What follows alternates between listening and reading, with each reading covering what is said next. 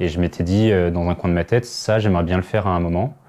Je savais pas quand ça allait être, et là il s'avère que le moment, enfin les planètes étaient alignées, et j'y suis allé sans regret.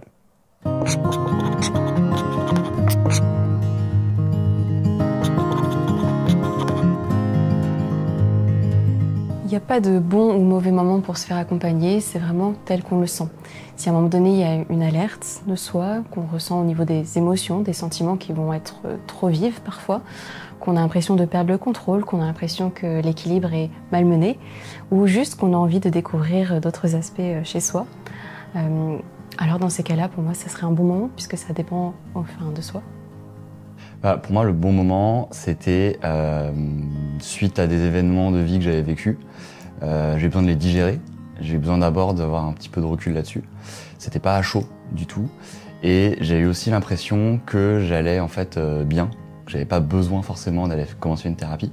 La première fois que je suis allée voir une psychologue, c'était sur la recommandation de mon entourage. C'est parce que j'ai fait une crise d'anorexie, donc j'ai eu la chance, entre guillemets, que ce soit un problème de santé mentale assez visible, où plusieurs personnes m'ont alarmée, etc. Alors le bon moment, il a mis du temps à arriver.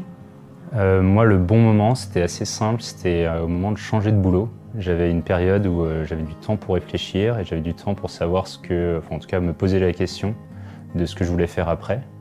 Et je me suis dit que c'était aussi le bon moment pour se poser d'autres questions sur moi, sur ma manière de fonctionner ou ce que j'avais envie de faire dans l'année qui venait.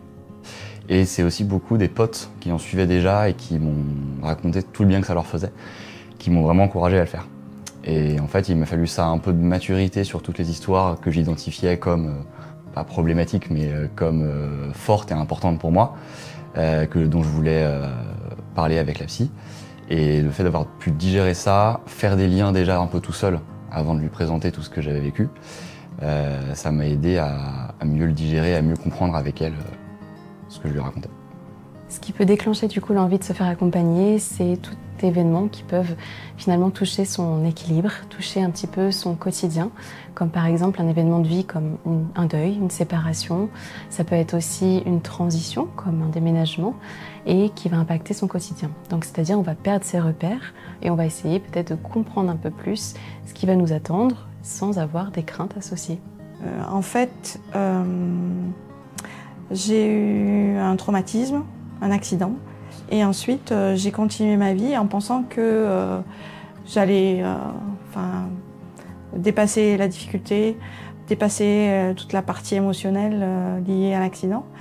Et en fait, c'est pas du tout ce qui s'est passé. Ça a pris beaucoup de place dans ma vie, dans mes réflexions. Ça m'a gênée aussi dans mon activité professionnelle. J'étais moins concentrée. J'avais des moments où j'y repensais sans arrêt, alors qu'au contraire, j'essayais d'ignorer. J'avoue que j'ai su que c'était le bon moment quand c'est mon copain qui m'en a parlé et qui m'a parlé du fait qu'il avait vu des témoignages de jeunes filles anorexiques et de jeunes hommes anorexiques et qui m'a dit mais en fait voilà jusqu'où ça peut aller. Il est peut-être temps de te faire accompagner et c'est un mal qui dure peut-être depuis longtemps, mais tombe pas dans cet extrême. Et c'est vrai que quand il m'a parlé de symptômes un peu terrifiants, de type des jeunes filles qui se relevaient la nuit pour aller faire du sport parce que elles se disaient que c'était, il fallait faire du sport à tout moment, etc. Moi, c'est ce qui a caractérisé mon anorexie, c'est que je mangeais plus beaucoup, mais surtout je faisais beaucoup de sport. Et quand j'ai réalisé qu'il pouvait y avoir cette perte de contrôle qui allait à ce stade-là, je me suis dit que, autant prendre les choses en main tant que c'était pas arrivé à un extrême, tant que j'avais pas besoin de me faire hospitaliser, voilà.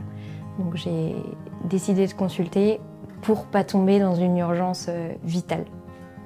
En fait, j'étais un peu inspiré par les gens de ma famille parce que j'ai vu plusieurs personnes qui avaient consulté à différents âges en plus, donc j'avais vu ce que ça pouvait apporter à différents moments d'une vie. Et je m'étais dit dans un coin de ma tête, ça j'aimerais bien le faire à un moment. Je savais pas quand ça allait être, et là il s'avère que les planètes étaient alignées et j'y suis allé sans regret. Le bon moment, en fait, il est arrivé quand un jour je me suis dit bon, ça peut plus continuer comme ça. Et il faut que je trouve quelqu'un pour m'aider. Ce qui peut être un frein pour commencer un accompagnement, ça peut être différents facteurs. Il y a le facteur temps, parce qu'en général on se dit qu'on n'a pas le temps de s'occuper de soi, alors que c'est vraiment notre capital santé. Le facteur aussi argent, parce que c'est aussi un investissement, c'est une réalité, sauf que c'est un investissement qui est aussi important. C'était par rapport aux tarifs, forcément, c'est un petit budget de commencer une thérapie. Et sur ce point-là, je dois dire que pour le coup, Moka m'a aussi aidé à passer le pas, parce qu'il y a des séances qui sont offertes par ma boîte via Moka Care. Et ça m'a forcément un petit peu délesté de ce poids-là et ça m'a encouragé à commencer une thérapie. Ouais. Je pense qu'on se dit tous qu'au début on n'a pas besoin. On se dit aussi qu'on pourra s'en occuper plus tard, il y a toujours du temps. Et donc voilà, je laissais traîner. Je me disais un jour, voilà. Et c'était suffisant pour que les années passent, parce que c'était un sujet que j'avais en tête depuis longtemps. Et à un moment, j'ai décidé de prendre le sujet à bras le corps. J'étais à la fois convaincue qu'il fallait que je fasse quelque chose, mais à la fois le pas était difficile à faire. L'un des facteurs qui peuvent nous empêcher de se faire accompagner, c'est ce qu'on va découvrir sur soi. Parce que parfois, ça fait peur de trouver un petit peu plus les raisons de ce qui génère de la souffrance en soi. Et on n'a pas envie de s'y confronter. Alors justement, ça peut être un frein, le frein qu'on se met à soi-même pour accéder à cet accompagnement.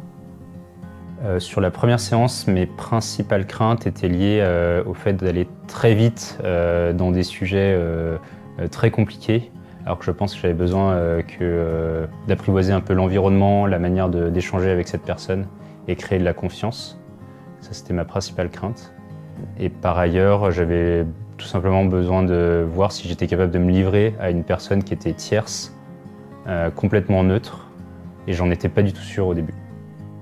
J'avais cette inquiétude quand même, ouais. J'avais cette inquiétude et puis c'est une première rencontre où on va quand même partager des choses qui sont personnelles. Je savais bien que il y aurait sûrement des choses dont on discuterait qui ne seraient pas que sur l'accident.